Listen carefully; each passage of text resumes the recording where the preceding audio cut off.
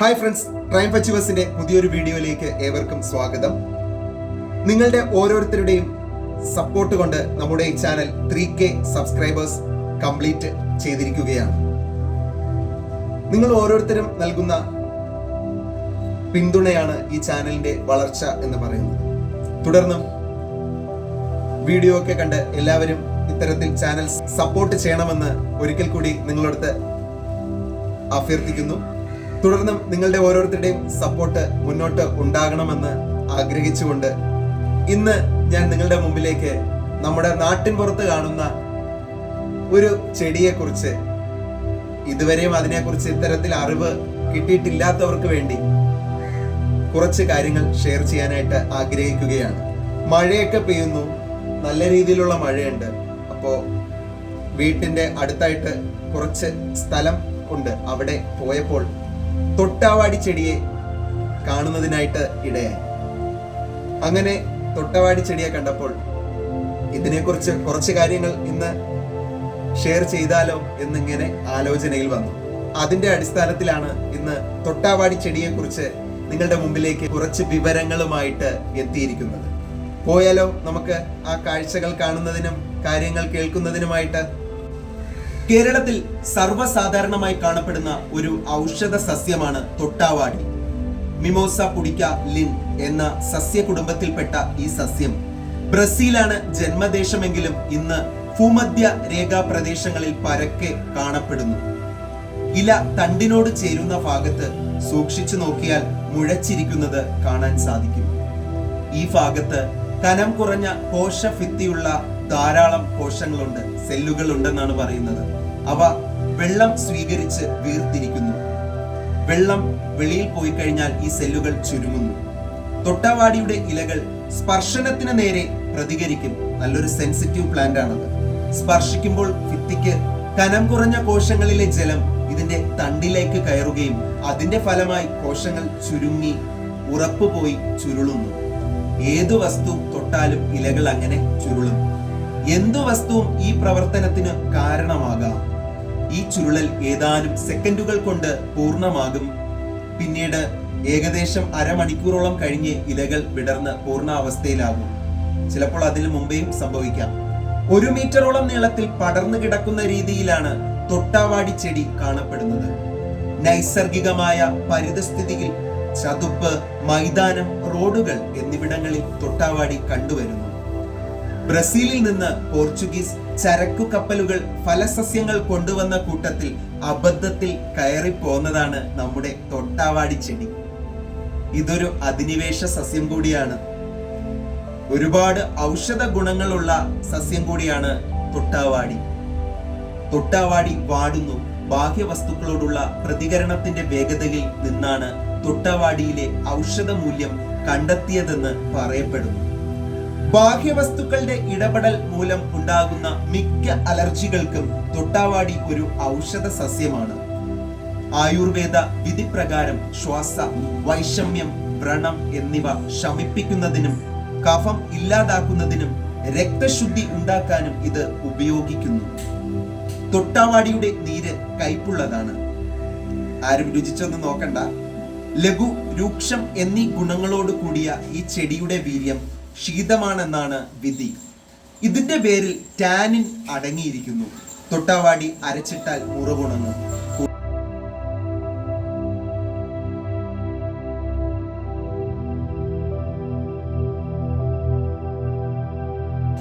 തൊട്ടാവാടിയുടെ ഇല തൊട്ടാൽ വാടുന്നത് എന്തുകൊണ്ട് എന്ന് നേരത്തെ പറഞ്ഞു.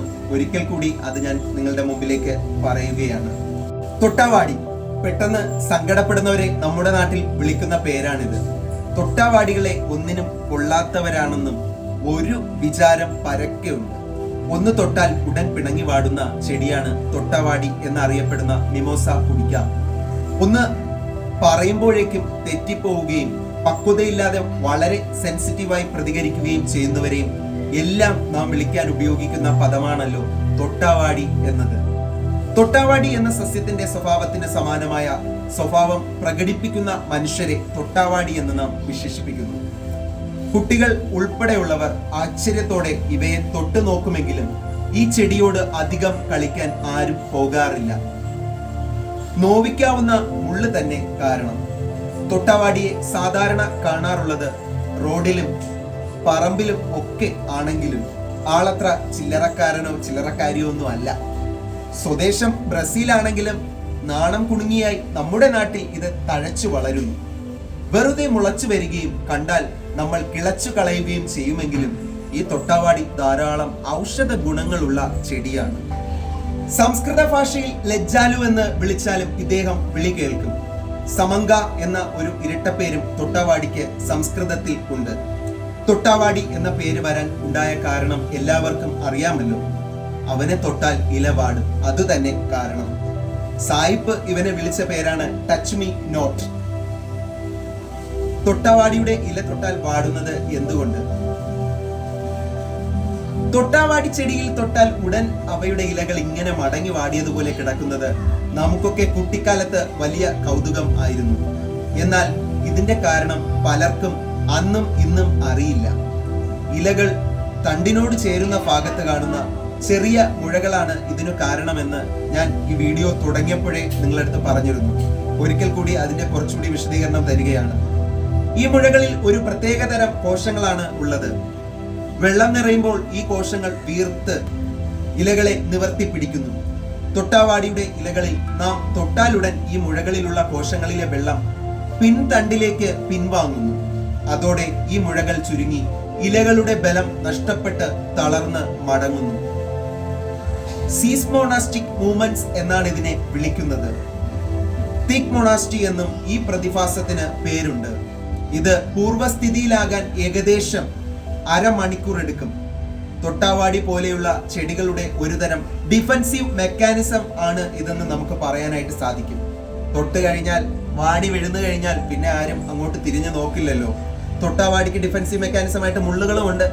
തൊട്ടാവാടിക്ക് സ്പർശനങ്ങളോട് പ്രതികരിക്കുക മാത്രമല്ല, കുലുക്കുക, ചൂടാക്കുക, ശക്തിയായി ഊതുക, അപ്പോഴെല്ലാം അത് ഇലകൾ അടച്ച് പ്രതികരിക്കുന്നു. ചെടി അത്തരം ഉത്തേജനങ്ങൾക്ക് വിധേയമാകുമ്പോൾ അത് ബയോകെമിക്കൽ, ബയോ ഇലക്ട്രിക്കൽ മാറ്റങ്ങൾക്ക് വിധേയമാകുന്നു. അത് അതിനെ ഉള്ളിലേക്ക് വളയാൻ അനുവദിക്കുന്നു. ചലനം ഉത്ഭവിക്കുന്നത് പൾവിനസിൽ നിന്നാണ്.